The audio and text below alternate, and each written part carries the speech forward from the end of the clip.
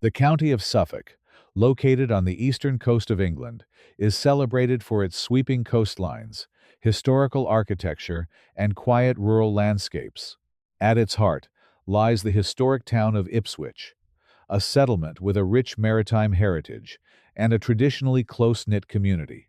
In the winter of 2006, however, this peaceful region became the focal point of an unprecedented tragedy and one of the most intensive police investigations in British history.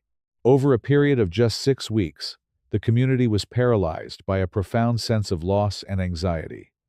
5 young women, all navigating complex personal vulnerabilities, vanished from the streets. This is the comprehensive story of the Ipswich Serial Murders, a case that tested the absolute limits of modern forensic science, mobilized a nationwide law enforcement response, and ultimately brought a community together to demand justice and lasting change for its most marginalized citizens. To understand the full scope of this case, we must begin by remembering the individuals at the heart of the tragedy. They were daughters, sisters, and mothers, whose lives were deeply valued by their families, even as they faced severe hidden battles. Tania Nicol was just 19 years old. Those who knew Tania described her as a bright, sensitive, and caring young woman. Like many individuals facing complex health and social challenges, Tania had developed a substance dependency. To support this dependency, she had turned to survival sex work on the streets of Ipswich, a reality that placed her in an environment of extreme risk. Her youth and vulnerability were heartbreakingly apparent to those who loved her and tried to support her. Gemma Adams, aged 25, came from a supportive, middle-class family environment. Throughout her youth, Gemma had a profound passion for horses and equestrian activities. She was a bright, capable individual who had shown immense promise before the devastating grip of addiction fundamentally altered the trajectory of her life. Her family had spent years trying to help her navigate her struggles, demonstrating the tragic reality that addiction is a medical crisis that can affect any family, regardless of their background. Anneli Alderton, aged 24, had recently relocated to the area. She was an intelligent and articulate woman who harbored sincere hopes of overcoming her personal challenges. Anneli was a mother, and her primary motivation was to build a stable, secure life for her young son. Paula Clennell, also 24 years old, was known among her peers for her outgoing personality, her quick wit, and her resilience in the face of adversity. Finally, 29-year-old Annette Nicholls was a mother who had successfully completed a beauty therapy course. She had actively strived for a professional career and a better future before a series of unfortunate circumstances led her down a perilous path. The vulnerabilities of these 5 women made them targets, but their humanity and the love their families held for them made their loss a profound national tragedy. The timeline of these devastating events began in late October 2006. On the evening of the 30th of October, Tania Nicol left her home and did not return. Her mother, deeply concerned by the uncharacteristic silence and the sudden break in their regular communication, reported her missing to the authorities on the 1st of November. Suffolk Constabulary initiated a standard missing persons investigation. However, concrete leads were incredibly sparse. The transient nature of the environment in which Tania operated made tracing her final movements exceptionally difficult. Officers conducted standard inquiries, checked local hospitals, and interviewed individuals in the area, but Tania had seemingly vanished without a trace. 2 weeks later, on the 15th of November, Gemma Adams disappeared under strikingly similar circumstances. The sudden disappearance of a second young woman from the exact same social demographic escalated the situation from a routine missing persons inquiry to a critical incident. Law enforcement officials immediately recognized a deeply concerning pattern. The quiet streets of the Ipswich Red Light District, an area usually monitored by local beat officers, focusing on community policing, suddenly became the center of a high-stakes search operation. The local media began to broadcast appeals for information, and a sense of unease began to settle over the town. The urgency of the investigation transformed into profound sorrow on the 2nd of December. A member of the public, walking near Belstead Brook, a rural waterway situated just outside of Ipswich, made a devastating discovery. Law enforcement and forensic search teams immediately cordoned off the area. It was soon confirmed that the individual recovered from the water was Gemma Adams. The forensic recovery process in an aquatic environment is notoriously complex and fraught with challenges. Water can rapidly degrade physical evidence, wash away crucial trace materials, and severely complicate the pathologist's ability to estimate the timeline of events. Medical examiners conducted a meticulous and highly specialized examination, determining that Gemma had not suffered trauma from a weapon, but had instead been subjected to fatal asphyxiation. The absence of defensive injuries suggested a rapid and overwhelming encounter. 6 days later, on the 8th of December, police dive teams and search specialists working in the vicinity of Copdock Mill, another rural location involving a body of water, located the remains of Tania Nicol. The confirmation of 2 fatalities formally launched a massive, large-scale murder investigation. The local community in Ipswich was now gripped by a palpable, overwhelming fear. December is traditionally a time of festive preparation and community gatherings, but the streets of Ipswich grew quiet. The realization that a serial offender was actively operating within their town fundamentally altered the daily lives of residents. Women were advised not to walk alone at night, and a dark cloud of anxiety hung over the county of Suffolk. Tragically, the crisis was far from over. On the 10th of December, a member of the public traveling near the village of Nacton discovered a third victim in a wooded area. This was quickly identified as Anneli Alderton. Unlike the first 2 discoveries, Anneli was located on dry land. Forensic investigators noted the specific, deliberate positioning of her remains, a behavioral signature that investigators carefully documented and analyzed. The forensic pathology confirmed she too had suffered fatal asphyxiation. The discovery of a third victim within such a condensed time frame prompted an unprecedented escalation in the law enforcement response. Suffolk Constabulary, a relatively small regional police force, recognized that the scale of this investigation required vast resources. They enacted mutual aid protocols, requesting assistance, personnel, and specialized equipment from police forces across the entire United Kingdom. 2 days later, on the 12th of December, the situation reached its absolute darkest point. Search teams operating in woodland near the village of Levington discovered 2 more victims in close proximity to one another. They were identified as Paula Clennell and Annette Nicholls. In a period of less than 2 months, 5 young women had been taken from the community. The psychological impact on the town, the investigating officers, and the nation as a whole was staggering. The investigation, officially designated Operation Sumac, instantly became one of the largest and most complex manhunts in British policing history. The command structure utilized the gold, silver, and bronze hierarchy standard in UK major incidents, ensuring strategic, tactical, and operational efficiency. At its peak, the operation involved hundreds of officers, seasoned homicide detectives, and civilian support staff drafted from more than 40 different police forces. The logistical coordination required to manage this influx of personnel was monumental. The Major Incident Room utilized the Home Office Large Major Enquiry System, a sophisticated database designed to cross-reference vast amounts of data. Detectives processed tens of thousands of pieces of information, managed thousands of calls from the public, and coordinated massive physical searches.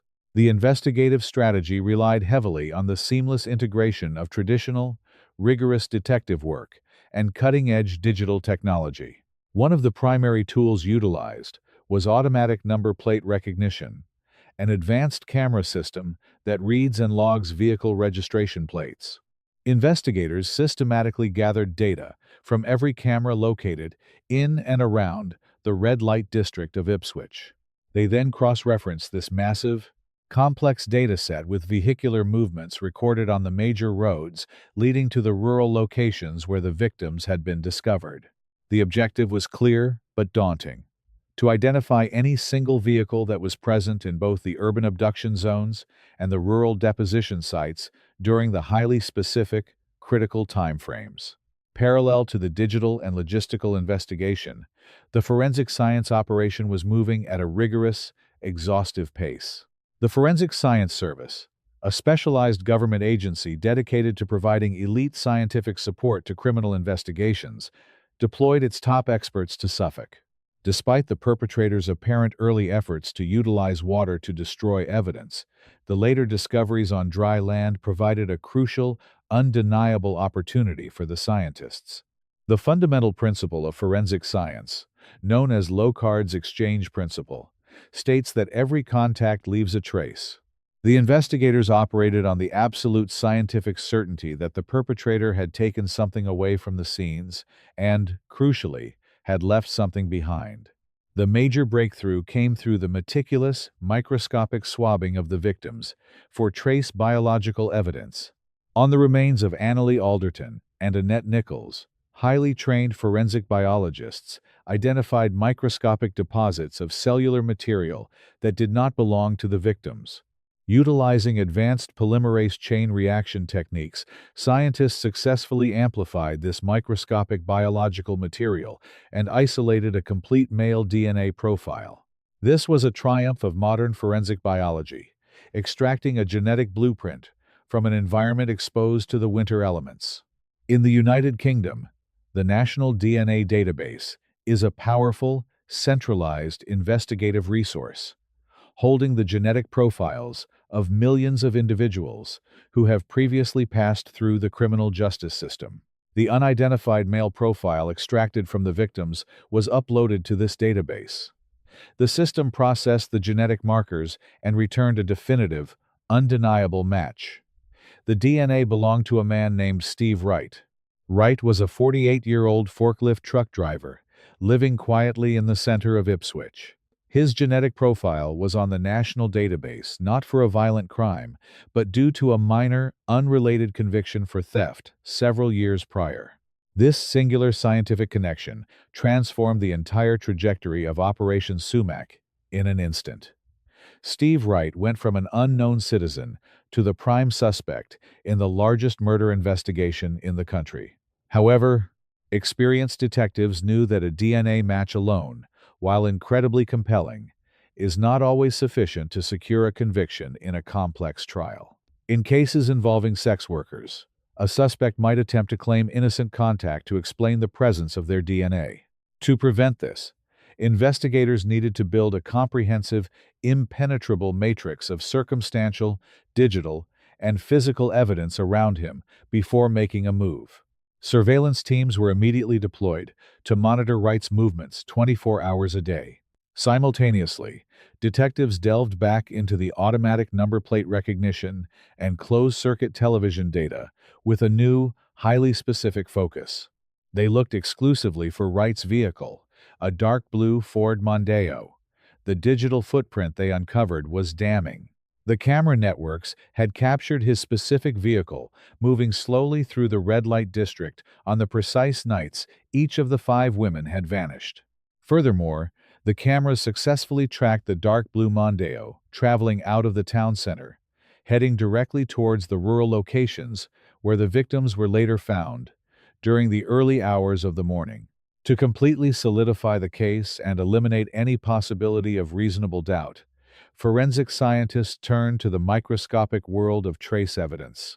During the initial examination of the victims, analysts had recovered tiny, seemingly insignificant fibers.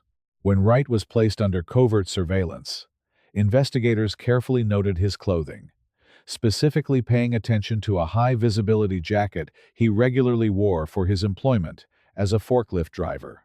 Once search warrants were officially authorized and executed, forensic experts compared the unique reflective fibers from his jacket, as well as the specific upholstery fibers from the interior of his Ford Mondeo, to the microscopic fibers found on the victims. The matches were exceptionally strong.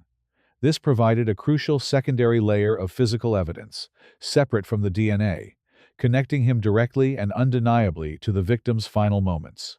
On the 19th of December 2006, officers moved in and arrested Steve Wright at his residence.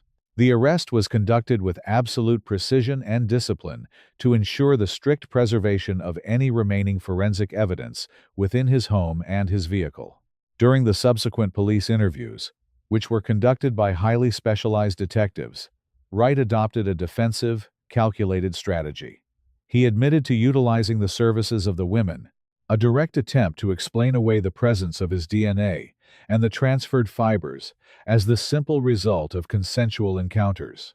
He adamantly, repeatedly denied any involvement in their tragic passing. However, the interviewing detectives methodically presented the evidence to him. They laid out the timeline, the geographical tracking data, the cell phone tower pings that corroborated his vehicle's movements, and the forensic impossibilities of his narrative.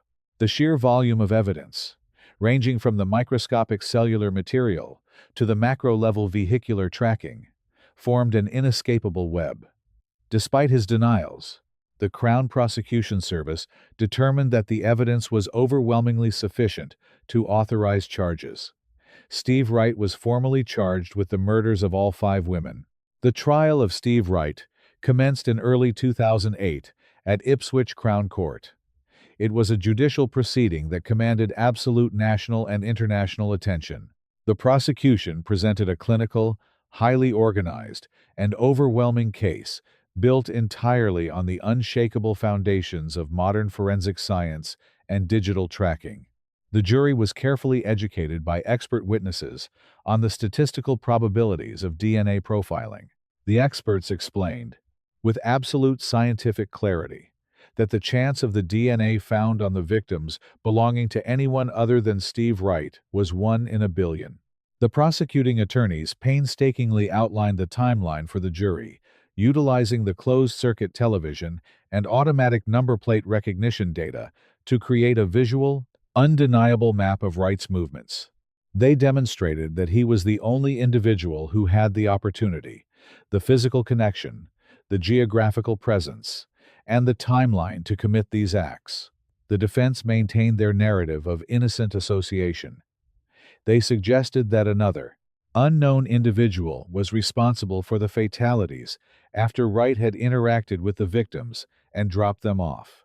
However, the prosecution systematically dismantled this theory by highlighting the specific locations of the DNA and the unique, interwoven fiber matches that could only have transferred during a sustained, forceful, and close contact encounter. After weeks of highly complex scientific testimony and rigorous legal debate, the jury retired to deliberate. The evidence presented before them was insurmountable. On the 21st of February, 2008, the jury returned to the courtroom with unanimous verdicts. Steve Wright was found guilty of all 5 counts of murder. The presiding judge, recognizing the unprecedented scale, the calculated nature, and the extreme severity of the offenses, sentenced him to life imprisonment. Crucially, the judge imposed a whole life order. This is a rare and severe judicial directive within the British legal system, which mandates that the individual will never be eligible for parole and will spend the absolute remainder of their natural life incarcerated. The courtroom, filled with the grieving families of Tania, Gemma, Anneli, Paula, and Annette, experienced a moment of somber, profound closure. The legal process had functioned effectively, delivering justice and removing a highly dangerous individual from society permanently. The legacy of the Ipswich Serial Murders extends far beyond the confines of the courtroom and the conclusion of Operation Sumac. The tragedy forced a profound, deeply necessary national reckoning regarding the treatment, perception, and protection of vulnerable women. Prior to these tragic events, individuals engaged in survival sex work were frequently marginalized by society. They were often treated primarily as a community nuisance or a routine policing problem, rather than as highly vulnerable citizens in desperate need of safeguarding and medical support. The catastrophic loss of 5 young lives catalyzed a vital paradigm shift in both law enforcement strategies and national social policy. In Ipswich, the local community responded not with judgment or stigma, but with extraordinary compassion and a demand for systemic change. Local authorities, health services, and charitable organizations collaborated to establish comprehensive, well-funded support networks. Initiatives like the Make a Change program were launched to provide safe housing, vital addiction treatment, mental health support, and realistic exit strategies for those trapped in dangerous environments. The national policing model also evolved significantly. The Association of Chief Police Officers introduced new guidelines that fundamentally shifted the focus of policing sex work. The new approach prioritized harm reduction, victim protection, and intelligence gathering regarding violent offenders. The goal was to ensure that vulnerable individuals felt safe reporting crimes and seeking help from law enforcement without the immediate fear of prosecution for their own circumstances. The women of Ipswich became the catalyst for a more humane, protective approach to law enforcement across the United Kingdom. The families of Tania Nicol, Gemma Adams, Anneli Alderton, Paula Clennell, and Annette Nicholls have endured an unimaginable burden of grief that no passage of time can fully erase. Yet, their quiet dignity, their advocacy, and the enduring memory of their loved ones have paved the way for tangible, life-saving changes in society. The successful resolution of Operation Sumac stands as a permanent testament to the tireless dedication of law enforcement personnel and the incredible, undeniable power of forensic science to speak the truth for those who have been silenced. The meticulous collection of invisible biological evidence, the brilliant synthesis of vast amounts of digital data, and the unwavering pursuit of facts ensured that a predator was identified and brought to justice. As we reflect on this profound and deeply sobering chapter in criminal history, we are left to consider our own collective responsibilities. The justice system and the scientific community functioned flawlessly to apprehend the perpetrator after the fact, but the societal circumstances that left 5 young women vulnerable in the first place demand our ongoing, unwavering attention. How can society continue to evolve its social safety nets to ensure that the most marginalized and vulnerable among us are protected and supported before tragedy strikes? And what active role do we all play in fostering a community where vulnerability is met with compassion and medical care, rather than isolation and exploitation?